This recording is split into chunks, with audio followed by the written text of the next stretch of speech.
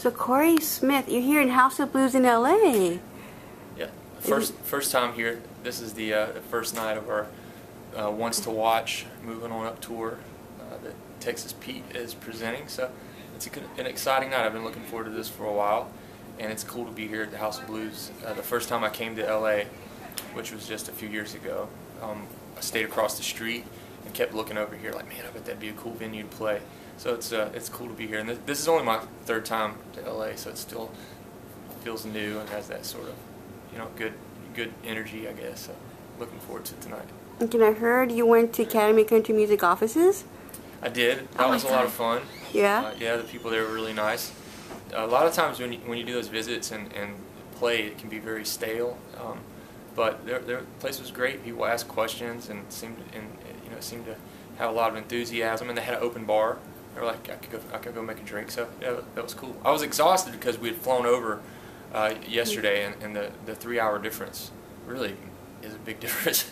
So I was kind of exhausted when I got there, but yeah, I perked right up, and everybody was cool. So it was nice to be there. Okay, so when you can make a drink, are you a good bartender? No, I'm a horrible bartender. I just pour brown liquor over ice. There you go. Mess that up.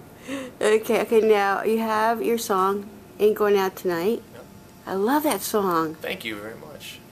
Yeah, that's the first track off of the new album that we've released, and it's gotten a great response so far. And Sirius XM, The Highway, has been playing it, so that's pretty cool. I haven't been on the radio much, so there's something validating about being on the radio, and it's been cool, being on Twitter and Facebook and seeing all the positive feedback from the fans. Ain't Going Out Tonight's a special song for me. I wrote it in the springtime, sitting on the front porch at the house, and I was getting ready to go in the studio with Keith Stegall to make this record, and it's the first time I've worked with a producer of that caliber, I guess, and it's the first time I've really completely turned the reins over to a producer. I've co-produced other albums, but I've never just had someone else come in and produce it. So I was a little nervous. Maybe I was a little intimidated because of his track record, winning Grammys with Zach Brown and Alan Jackson, and working with Merle Haggard and George Jones and Randy Travis and all these people. So maybe I was a little intimidated, but I had written the record, or at least I thought I had. I had like 30 songs already, but a few weeks before the session, I thought, you know what, I better try to write a few more. So Ain't Going Out Tonight was the first of the 3 songs that I wrote before going in there. I was sitting on the porch on a Friday. I was off that weekend, and I was out there playing the guitar, and I started thinking, wow, it's weird just staying in on a Friday. Before we had kids, we'd be figuring out a way to go downtown Athens or something, and now it's like, I'm just going to relax on a Friday and stay in. So, I thought, I ain't going out tonight. And then just kind of went from there, and I think it was my way of expressing a lot of the changes that I had been through in my career, more so than my personal life. I like to think some people can relate to it.